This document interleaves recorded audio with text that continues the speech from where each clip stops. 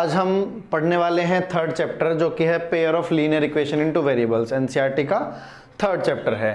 Third chapter में चलने से पहले कुछ सामने चीजें लिखी हुई हैं वो आपको बतानी है। देखो, pair of linear equation into variable में चलने से पहले अब है क्या, लीनियर इक्वेशन की बात की है। पेयर मतलब होता है दो, लीनियर इक्वेशन का मतलब है x की पावर 1। x की पावर 1 है, पॉलिनोमियल में पढ़ चुके हैं। लीनियर क्या है, इक्वेशन का मतलब सिर्फ इक्वल टू से है, इक्वल टू ये रहा, इनटू वेरिएबल, दो वेरिएबल में वेरिएबल भी पढ़ चुके हैं। तो पूरे चैप्टर किस बारे में है, सिर्फ इक्वेशन के बारे में है जिसमें दो वेरिएबल दिए होंगे। तो पहले मैंने लिखा ax plus b y equal to c, ये एक इक्वेशन तुम्हारे सामने है। देखो c लेफ्ट में भी हो सकता था, कांस्टेंट है कोई प्रॉब्लम नहीं, लेफ्ट राइट कैसे लिखो। तो ax plus b y equal to c हमारे पास लीनियर इक्वेशन है टू वेरिएबल में, जहां पर a कभी भी जीरो नहीं हो सकता, b भी जीरो नहीं हो सकता। वजह क्या है, देखो linear equation in two variable की बात की है। अगर मैंने a की जगह जीरो रख दिया तो x खत्म हो जाएगा, तो वेरिएबल खत्म हो जाएगा, जबकि हमने बोला है टू वेरिएबल। अब ऐसे ही y वाले के बराबर में जीरो आ जाएगा तो ये खत्म हो जाएगा, तो फिर से एक वेरिएबल। तो इसलिए a और b कभी भी जीरो नहीं हो सकते। c can be any real value, c कुछ भी हो सकता है, कोई भी रियल वैल्यू, 0 1 -1 कुछ भी, बट ये दोनों जीरो नहीं होंगे। बेसिक वालों के लिए थोड़ी थोड़ी सी चीजें बेसिक वाली जो इंपॉर्टेंट है वो चैप्टर में समझते चलिएगा। तो यहां पर अभी हम बात करने वाले हैं पेयर ऑफ लीनियर इक्वेशन की। लीनियर इक्वेशन हमने पढ़ ली है, ax plus b y equal to c वाली फॉर्मेट है। पेयर की बात करें तो दो इक्वेशन आएंगी।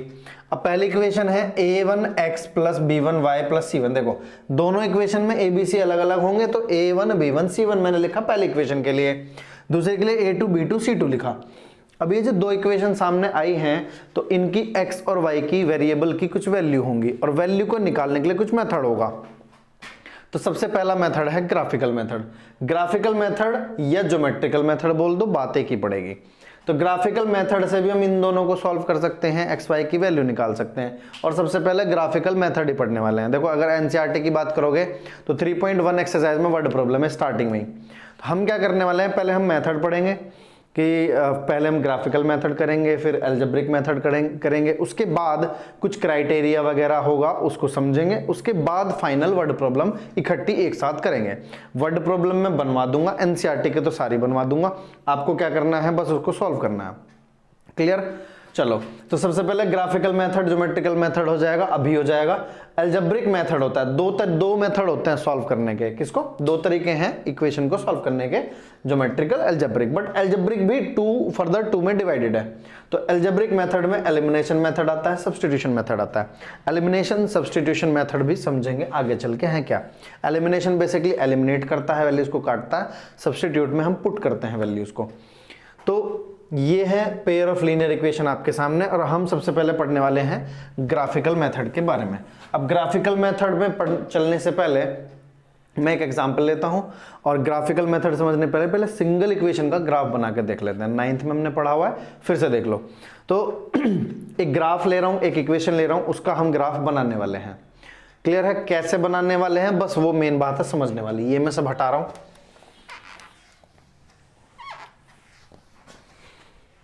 चलो, आपके सामने एक एग्जांपल है, जैसे मैंने लिख दिया, एक इक्वेशन है 2x plus 3y equal to 5। मैंने एक सिंपल सी इक्वेशन ली है, सिंगल।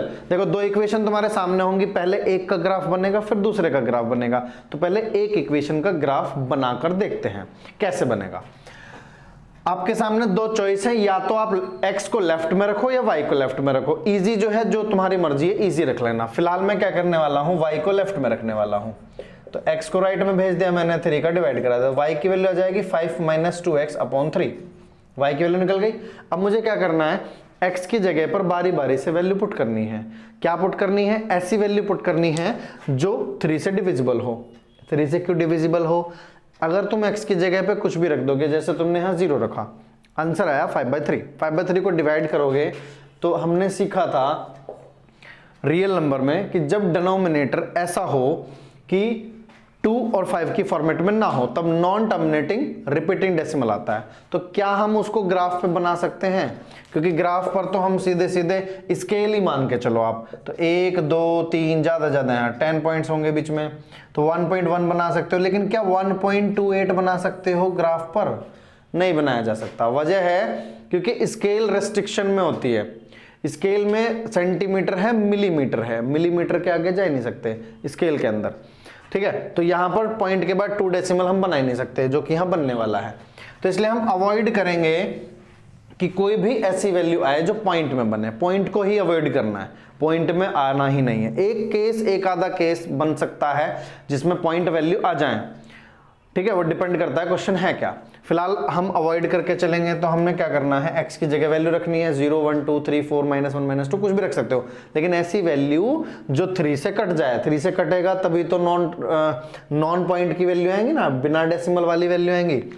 तो आपको क्या करना है, वैल्यू पुट करनी है। तो ये रफली प्रोसेस है कि हम यहाँ बार बार पुट करके देखें, लेकिन हमें क्या करना है, हर पॉइंट पे मेहनत नहीं करनी है, हर पॉइंट पर मेहनत नहीं करनी है।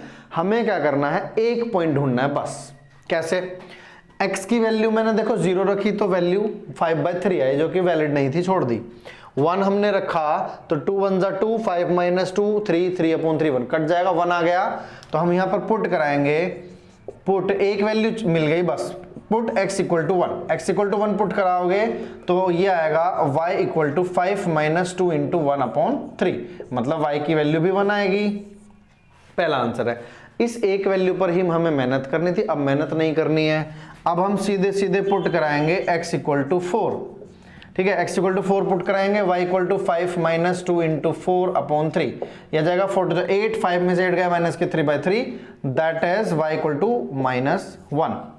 लास्ट फिर पुट कराएंगे x = 7, 7 पुट कराओगे तो 5 -2 × 7 14/3, 5 - 14 आएगा -9/3, y = -3। ये हमारी वैल्यू आई है। अब देखो ये मैंने 4 और 7 रख कैसे दिया, मैंने 2 छोड़ दिया, 3 छोड़ दिया, 5 छोड़ दिया, 6 छोड़ दिया। हमने क्या किया है, मैंने अभी बोला है सिर्फ एक पॉइंट पर ही मेहनत करनी है, बाकी मेहनत नहीं करनी है। तो x = 1 हमें पता चल गया आंसर है, नहीं पता चलता 2 रख के देखते। तो एक पॉइंट हमने निकाला। अब डिनोमिनेटर देखना है, डिनोमिनेटर क्या लिखा है, 3 लिखा है, तो यहां पर मैंने 3 का डिफरेंस लिखा है बस। 1 के बाद मैंने 4 रखा, 3 का गैप, 4 के बाद 7 रखा, 3 का गैप, बस इतना ही करना है। क्लियर है, एक वैल्यू पर मेहनत करनी है, डिनोमिनेटर में जो लिखा है वो ऐड करके बार बार पुट करते रहना, तो वो पॉइंट आना ही नहीं है, कहीं भी पॉइंट नहीं आना। क्लियर है, तो ये हमें काम करके देना है। ये हमारे 3 पॉइंट निकले। अब देखो मैंने 3 पॉइंट क्यों निकाले हैं, उसका रीजन भी समझो।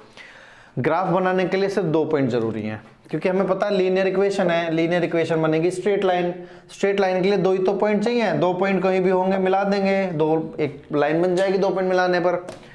अब 3 क्यों निकालने हैं, कभी कभी प्लस माइनस में अगर किसी स्टूडेंट को प्रॉब्लम आ जाए कि भाई प्लस माइनस में हमने एक छोटी मोटी गलती कर दी है, मान लीजिए पॉइंट यहाँ एक डिनोट हो गया, करेक्ट हो गया, और मान लीजिए एक पॉइंट यहाँ आना था, मतलब मान के चलो कि ये -35 होना था, ऐसा मान लो ये ऐसा होना था, बट गलती से 35 हो गया, तो 35 तो कहीं और चले जाएगा, दूसरी जगह चले जाएगा। ग्राफ बनना ऐसे था, बन गया ऐसा, तो यहां पर मिस्टेक पकड़ में नहीं आएगी।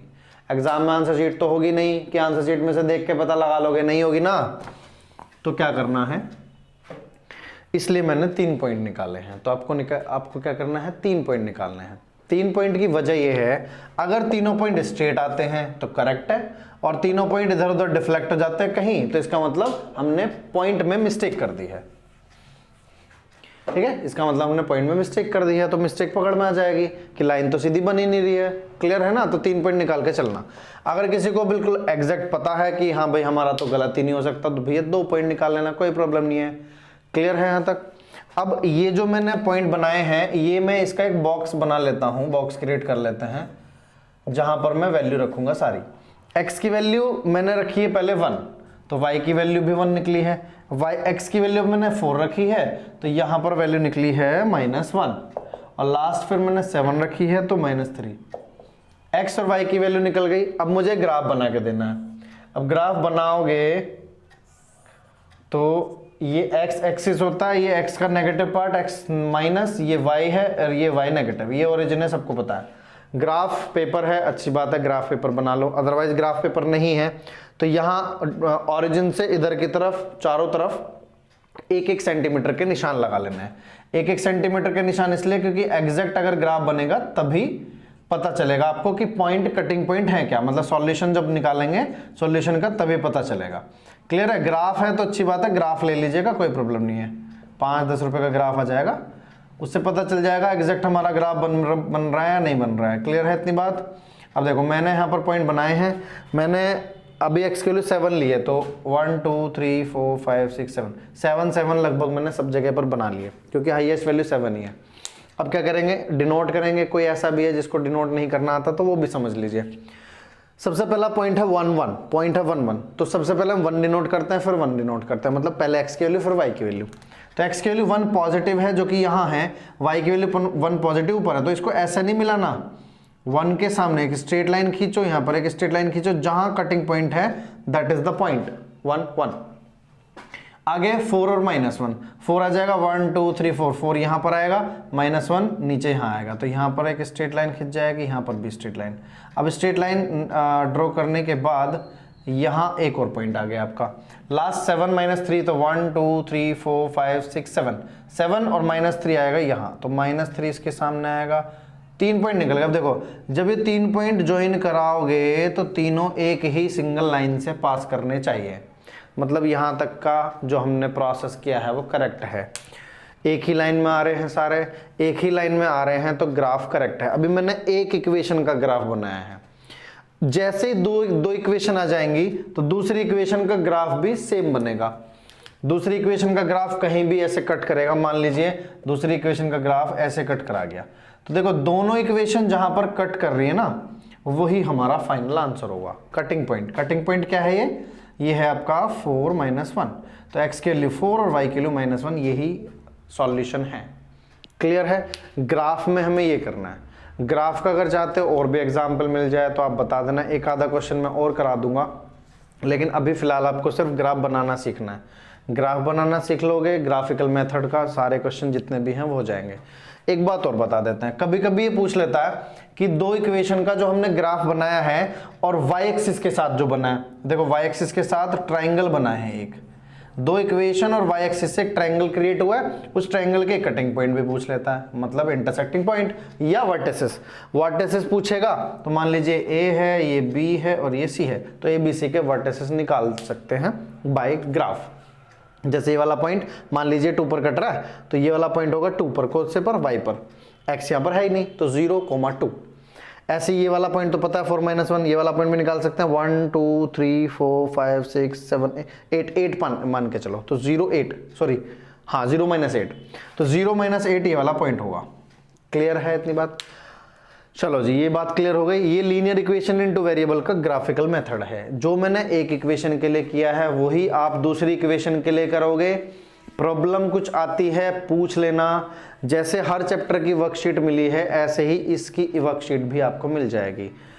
रियल नंबर की दे चुका हूँ, पॉलिनोमियल की दे चुका हूँ और लीनियर इक्वेशन इनटू वेरिएबल की भी वर्कशीट अवेलेबल हो जाएगी। उसमें कुछ इंपॉर्टेंट क्वेश्चन दिए हुए हैं जो हो सकता है एनसीईआरटी में ना हो, एनसीईआरटी से हट के दे रखे होंगे, कोई दूसरी बुक में होंगे, आर.एस. अग्रवाल जैसे पढ़ते हो, आर.डी. शर्मा पढ़ते हो, मनजीत सिंह पढ़ते हो, ऐसा कुछ वो सब मिल जाएगा उसमें। बेसिक के लिए क्वेश्चन भी है, स्टैंडर्ड के लिए भी क्वेश्चन है, तो ये सब क्लियर है।